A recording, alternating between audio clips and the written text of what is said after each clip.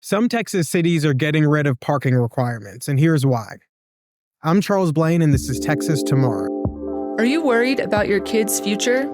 You should be. You're listening to Texas Tomorrow with Charles Blaine. Join Charles as he talks about the people and issues that are affecting you and your family at the local level of government. A mechanic in Pasadena, Texas, purchased an old garage with 5 parking spaces. He was tired of leasing space for his mechanic shop and decided he wanted his own space. Despite having what he considered ample parking space for his business, he found himself in violation of Pasadena's required parking minimum ordinance. The ordinance says that auto repair shops must have 10 parking spaces for every 1,000 square feet of floor space for mechanic shops. Seems arbitrary. I'd trust the shop owner to know how many spaces he needs more than the city. But unfortunately, this is not a unique incident, and it happens in Texas cities across the state and in cities across the country. In this specific case, because of how much floor space he has, the ordinance would require him to build 28 parking spaces, which would cost him roughly $40,000.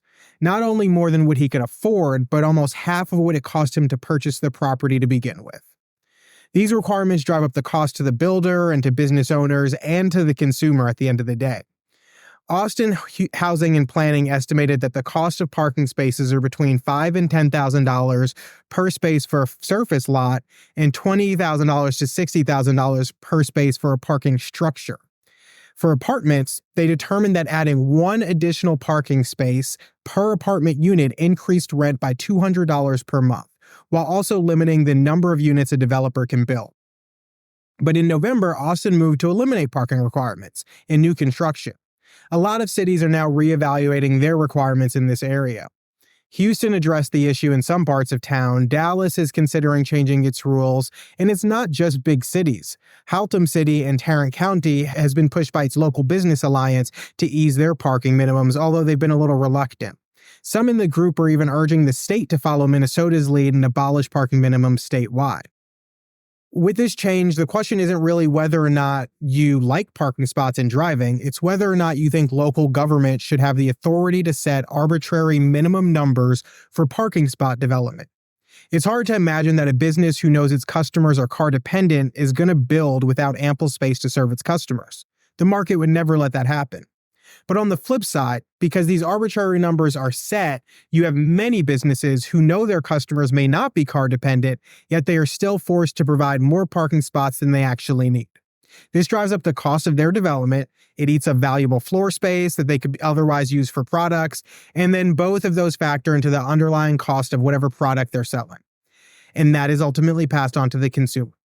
If you want parking spots like I do, that's fine. I just drive to a place with ample parking, and if it doesn't have it, I go somewhere else.